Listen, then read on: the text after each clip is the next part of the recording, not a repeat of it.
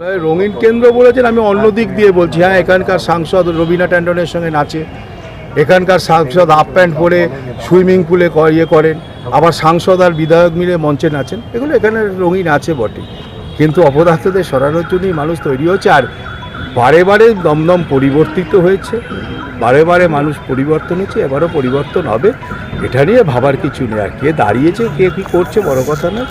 বড় কথা এবার ভারতবর্ষে মোদি ঝড় চলছে, দমদম তার বাইরে নয়। দমদম লোকসভা কেন্দ্রে এবার ত্রিমুখী লড়াই দেখবে মানুষ। তৃণমূল প্রার্থী সৌগত রায় সিপিএম হয়ে দাঁড়িয়েছেন সুজন চক্রবর্তী। পাশাপাশি বিজেপি এবার দমদম লোকসভা কেন্দ্র থেকে লড়াইয়ের জন্য বেছে নিয়েছেন শিলভদ্র দত্তকে। এই লোকসভা কেন্দ্র নিয়ে ইতিমধ্যেই রাজনৈতিক মহলে শুরু হয়েছে জোর চর্চা।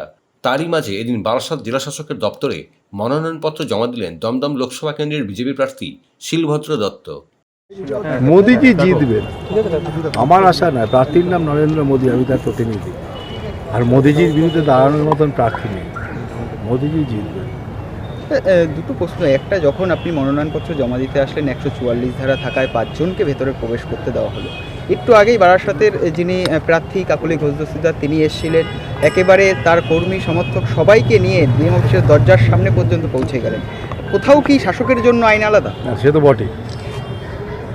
কোন পুলিশ অফিসারের সাহস আছে যে সুন্দরবনে বদলি হবে?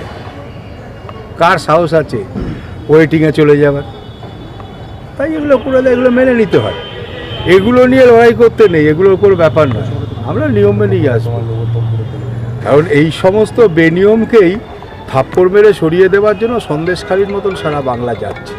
একেবারে শেষ প্রশ্ন শিলভদ্রদা, সেটা হচ্ছে গিয়ে গত কিছুদিন ধরেই আপনারা বারবার অভিযোগ করেছেন পুলিশ শাসক দলের সাথে যোগসাযোগ হয়ে বিভিন্ন কাজকর্ম করছে। গতকাল মুখ্যমন্ত্রী মমতা বন্দ্যোপাধ্যায়ের সভা ছিল আমডাঙ্গাতে, সেখানে দেখা গেল তৃণমূল কর্মীর গাড়ি করে 2 পুলিশ কর্মী তারা ফিরছে। ফলে এটাকে আপনারা বিরোধীরা কিভাবে দেখছেন? না, কে কাজ কোন গাড়িতে ফিরছে এটা দেখে আমি বলবো না, কারণ গাড়ি না পেলে একটা সব মানুষ উঠেছে, সে পতাকা লাগানো গাড়ি, এটা না, সে ঠিক আছে, আমি ওটা দিয়ে বলছি না। কিন্তু আপনি প্রশ্নটা করলেন এর আগে, আমি ঢোকার পরই আপনি আমাকে একটা প্রশ্ন করলেন, সেটা হচ্ছে কাকলি দেবী সমস্ত প্রচুর গাড়ি নিয়ে ঢুকেছে, প্রচুর লোক নিয়ে ঢুকেছে।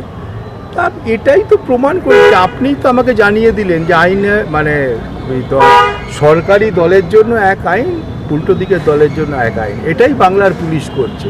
তা এটা নিয়ে বাংলার পুলিশ তৃণমূলের লাগানো গাড়ি, তৃণমূলের মধ্যে ঢুকে গিয়ে আমরা তো দেখেছি বীরভূমের এসপিকে ধমকাচ্ছেন, কী বলে আমাদের ওই যে তিহার জেলের কাছে কী যাওয়ার নাম, ওটা অনুব্রত, হ্যাঁ ওই অনুব্রত ধমকাচ্ছে, তো আমরা দেখেছি। তাই এগুলোকে নিয়ে আলোচনা করে লাভ নেই, আজকে সময় নষ্ট করে লাভ নেই এগুলো নিয়ে। এগুলোর উত্তরই তো বাংলার মানুষ দেবে।